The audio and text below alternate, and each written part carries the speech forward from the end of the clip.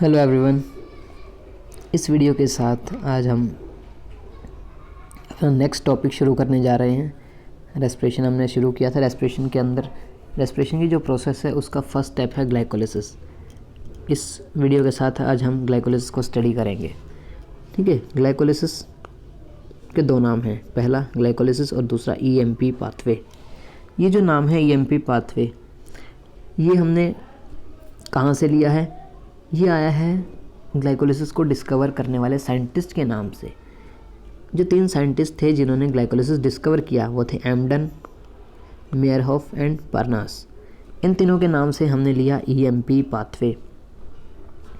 ठीक है, अब हम देखेंगे ग्लाइकोलिसिस के बारे में कुछ जनरल डिटेल्स। फर्स्ट, जो ग्लाइकोलिसिस है वो एक यूनिवर्सल प्रोसेस है। क्या है ग्लाइकोलिसिस? एक यूनिवर्सल प्रोसेस, मतलब जहाँ पर भी रेस्पिरेशन होगा, रेस्पिरेशन जिस भी सेल में होगा, और हमें पता है हर एक लिविंग सेल के अंदर रेस्पिरेशन होता है, तो हर एक लिविंग सेल के अंदर ग्लाइकोलिसिस ज़रूर होगा। क्या होगा हर एक लिविंग सेल के अंदर? ग्लाइकोलिसिस। इसलिए इसको क्या बोला? Universal process. अब जो सेल रेस्पिरेशन कर रही हैं वो 2 टाइप की हैं, वो एरोबिक भी हैं और एनारोबिक भी हैं। मतलब कुछ सेल के अंदर एरोबिक रेस्पिरेशन हो रहा है और कुछ सेल्स के अंदर एनारोबिक, दोनों चल रहे हैं ना, एरोबिक भी हो रहा है और एनारोबिक भी। तो ग्लाइकोलिसिस दोनों का ही पार्ट है। ये एरोबिक रेस्पिरेशन में भी होता है और एनारोबिक में भी। अब क्योंकि ग्लाइकोलिसिस जो एनारोबिक रेस्पिरेशन के अंदर ग्लाइकोलिसिस हो रहा है, तो इससे हमें एक बात समझ आती है कि एनारोबिक रेस्पिरेशन ऑक्सीजन की एब्सेंस में होता है।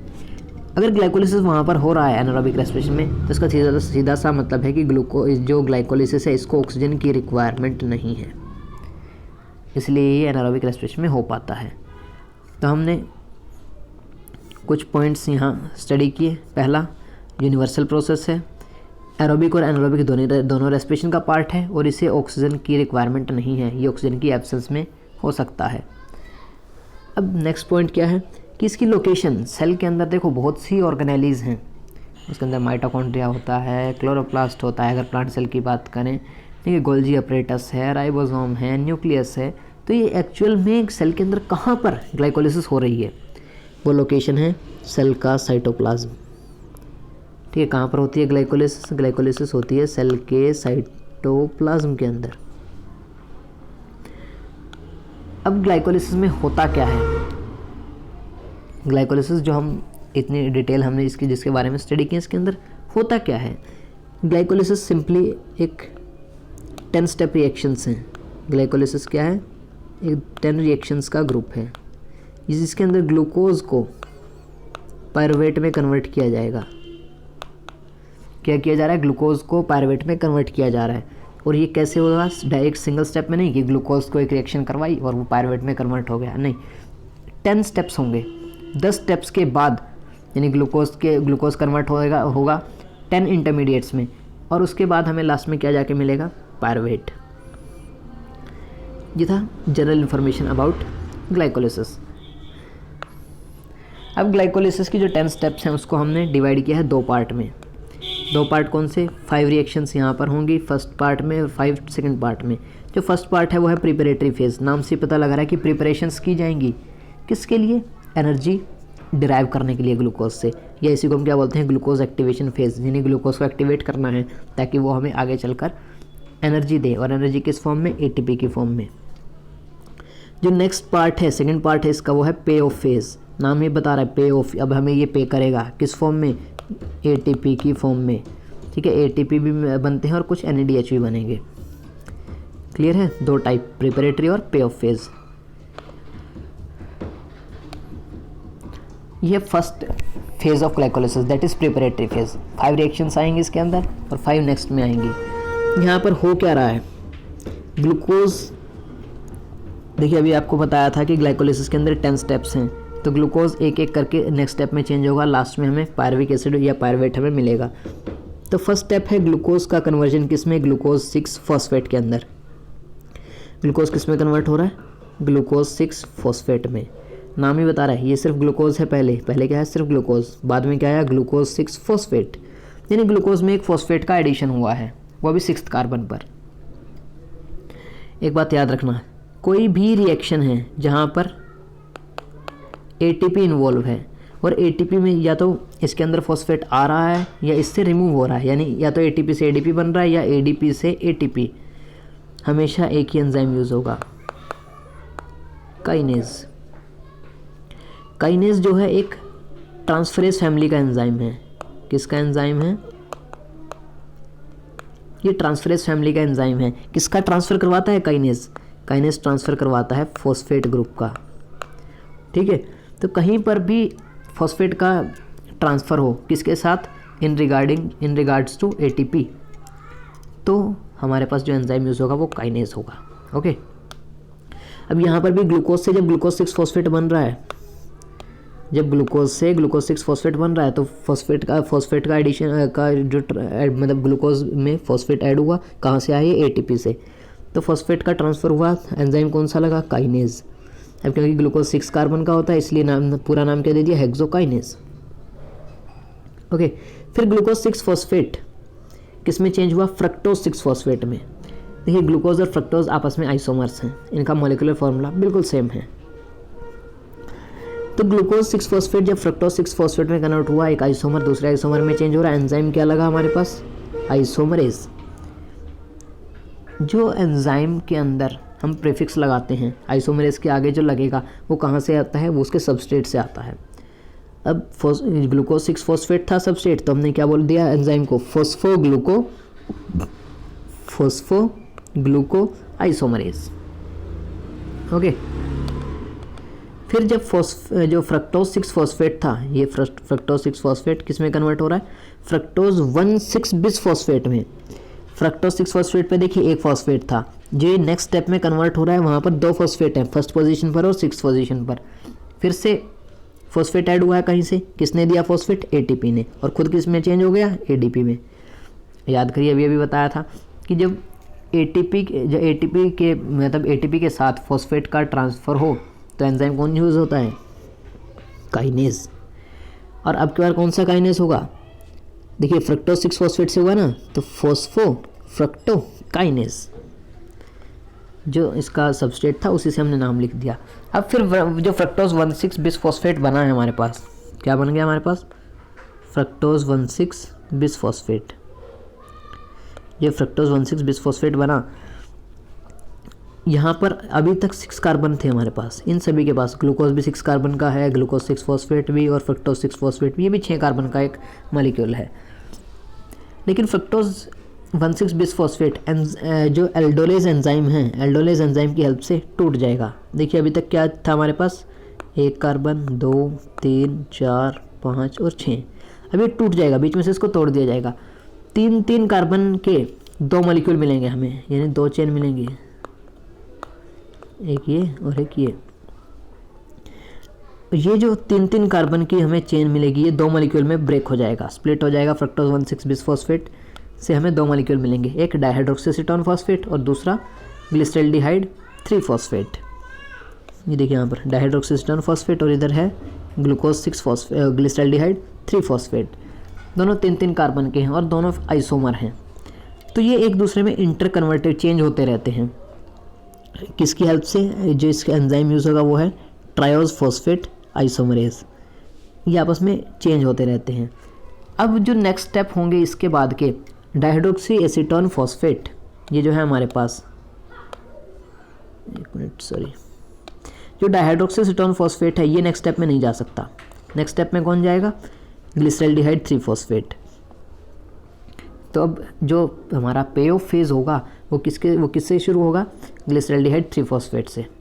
और एक ग्लूकोज से हमें कितने ग्लिसरल्डिहाइड 3 फॉस्फेट मिलेंगे? 2 मॉलिक्यूल, क्योंकि ग्लूकोज 6 कार्बन का था और ग्लिसरल्डिहाइड 3 फॉस्फेट ये 3 कार्बन का है, तो इसलिए 3 के हमारे पास 2 मॉलिक्यूल आ जाएंगे ग्लिसरल्डिहाइड 3 फॉस्फेट के। ये है पे ऑफ फेज। अब देखो ग्लिसरल्डिहाइड 3 फॉस्फेट जो बना है हमारे पास, ग्लिसरल्डिहाइड 3 फॉस्फेट किस में चेंज हो रहा है? 1,3 बिस फॉस्फोग्लिसरेट में फॉस्फेट ऐड हो रहा है। लेकिन अब की बार जो फॉस्फेट है वो एटीपी ने नहीं दिया, ये इनऑर्गेनिक फॉस्फेट आया है, पीआई इनऑर्गेनिक फॉस्फेट। और काइनेज कहाँ यूज़ होता था, जहाँ पर एटीपी के साथ फॉस्फेट का रिमूवल या एडिशन हो। लेकिन अब पीआई इनऑर्गेनिक फॉस्फेट आ रहा है तो यहाँ पर काइनेज नहीं यूज़ होगा, यहाँ पर एंजाइम यूज़ होगा डीहाइड्रोजिनेज। पूरा नाम क्या है, पूरा नाम हमने किससे लिया, सबस्ट्रेट से। ग्लिसरॉल्डिहाइड 3 फॉस्फेट था ना, तो नाम क्या रख दिया, ग्लिसरॉल्डिहाइड 3 फॉस्फेट डीहाइड्रोजिनेज।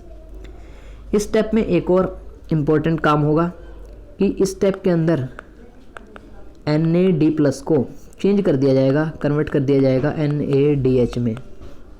किस में चेंज कर दिया इसको, NADH के अंदर। और NADH भी हमारे पास एनर्जी की एक फॉर्म है सेल के अंदर। NADH जो प्रोड्यूस होते हैं इनको आगे चलकर हम ATP में कन्वर्ट करवा लेते हैं। ये हमने पिछले लेक्चर में भी डिस्कस किया था कि NADH और FADH2 जो बनते हैं वो इलेक्ट्रॉन ट्रांसपोर्ट चेन से और ऑक्सीडेटिव फॉस्फोराइलेशन से उनके हम ATP बना देते हैं। चलिए अभी देखते हैं, अभी सिर्फ हम ग्लाइकोलिसिस पर रहते हैं। फिर जो 1,3-बिसफॉस्फोग्लिसरेट बना यहाँ पर ग्लिसरॉल्डिहाइड 3 फॉस्फेट से, एक मिनट सॉरी, जो 1,3-बिसफॉस्फोग्लिसरेट बना है ये चेंज होगा 3 फॉस्फोग्लिसरेट में। देखो 1,3-बिसफॉस्फोग्लिसरेट चेंज हो रहा है 3 फॉस्फोग्लिसरेट में, यानी एक फॉस्फेट रिमूव हो रहा है। और अब फॉस्फेट को एक्सेप्ट करने कौन आया है, ADP। अगर ADP फॉस्फेट को एक्सेप्ट कर लेगा तो ये क्या बन जाएगा, ATP, है ना। और अब ATP के साथ यानी ATP या ADP इन्वॉल्व है और फॉस्फेट का ट्रांसफर हो रहा है, एंजाइम कौन यूज़ होगा, काइनेज। कौन सा काइनेज हो जाएगा अब की बार, फॉस्फोग्लिसरेट काइनेज, सबस्ट्रेट के नाम से। देखो बिसफॉस्फोग्लिसरेट था, वही फॉस्फोग्लिसरेट काइनेज आ गया। फिर जो 3 फॉस्फोग्लिसरेट बना है, ये जो 3 फॉस्फोग्लिसरेट हमारे पास आया है, एक मिनट रुकिए मैं इसको हटा देता हूँ। 3 फॉस्फोग्लिसरेट जो आया है ये किसमें चेंज होगा, अब 2 फॉस्फोग्लिसरेट में। यहाँ पर कोई फॉस्फेट का रिमूवल नहीं हुआ, सिर्फ ट्रांसफ़र हुआ है। फॉस्फेट ग्रुप था जो 3rd कार्बन पर था वो 3rd कार्बन से 2nd कार्बन पर आ गया है, सिर्फ इतना चेंज हुआ है। यहाँ पर ट्रांसफ़र कौन करवाएगा, एंजाइम म्यूटेज। कौन सा म्यूटेज, फॉस्फोग्लिसरेट म्यूटेज। फिर 2 फॉस्फोग्लिसरेट चेंज होगा, 2 फॉस्फोग्लिसरेट चेंज हो रहा है किसके अंदर, फॉस्फोइनोल पायरुवेट के अंदर। ठीक है, यहाँ पर अब पहले कार्बन पर आ गया इसलिए इसने नंबर नहीं लिखा फॉस्फोइनोल पायरुवेट के साथ। ये 2 फॉस्फोग्लिसरेट किस में चेंज हो गया, फॉस्फोइनोल पायरुवेट में। और फॉस्फोइनोल पायरुवेट में जो भी एक फॉस्फेट बचा हुआ है इसको भी रिमूव करा लिया गया है। यहाँ पर जो फॉस्फोइनोल पायरुवेट था इसको चेंज किस में किया, पायरुवेट के अंदर। फिर से जब फॉस्फेट का सॉरी जो फॉस्फोइनोल पायरुवेट से फॉस्फेट लिया, जो रिमूव हुआ वो किसने एक्सेप्ट किया, ADP ने।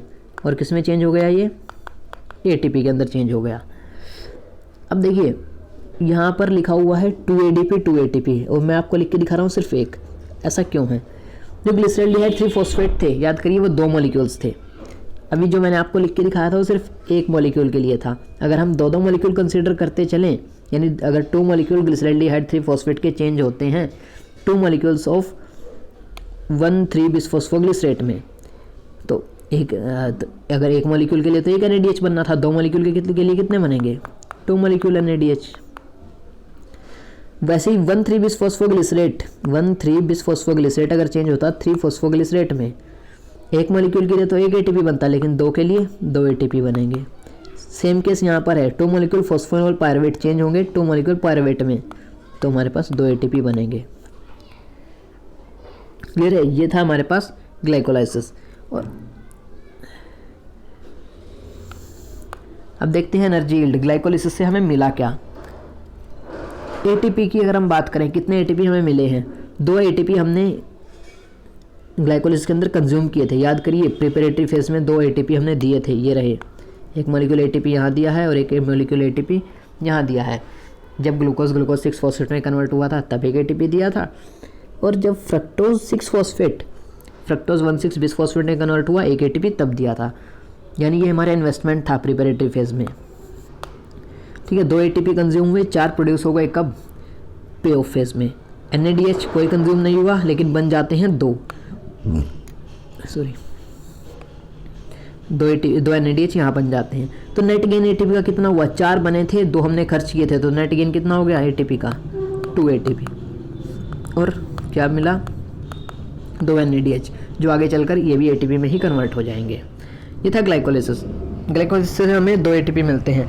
अगर अब देखिए जो एनारोबिक ऑर्गेनिज्म होते हैं उनके अंदर सिर्फ ग्लाइकोलिसिस ही होती है, तो उनकी एनर्जी यील्ड कम है, उन्हें सिर्फ ग्लाइकोलिसिस से 2 ATP ही मिल पाते हैं।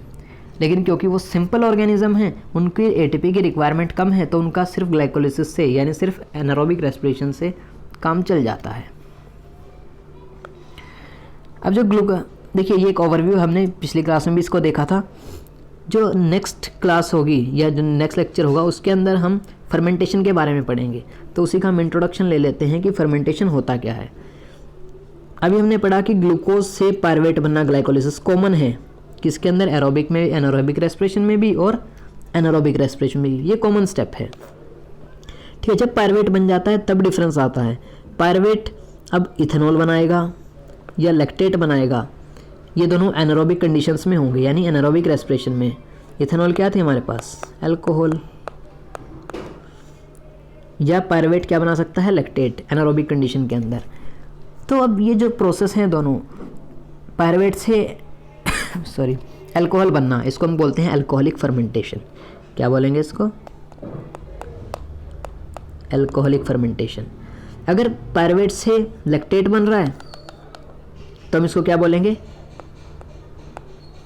Lactic acid fermentation. ठीक है, अगर पायरुवेट से वाटर, पायरुवेट जो है वाटर कार्बन डाइऑक्साइड में चेंज हो रहा है, यानी एरोबिक कंडीशन, जो एरोबिक रेस्पिरेशन में जा रहा है, तब फिर ये आगे क्रेब्स साइकिल, शॉर्ट में लिख रहा हूँ मैं, Krebs cycle, electron transport chain और ऑक्सीडेटिव फॉस्फोराइलेशन में जाएगा और हमें बहुत सारे ATP बनाकर देगा। ठीक है, तो नेक्स्ट वीडियो के अंदर हम क्या स्टडी करेंगे, उसके अंदर हम फर्मेंटेशन के बारे में पढ़ेंगे। नेक्स्ट वीडियो के अंदर हम फर्मेंटेशन के बारे में पढ़ेंगे और फिर हम कंटिन्यू करेंगे हमारा aerobic respiration. Okay, that's all for this video.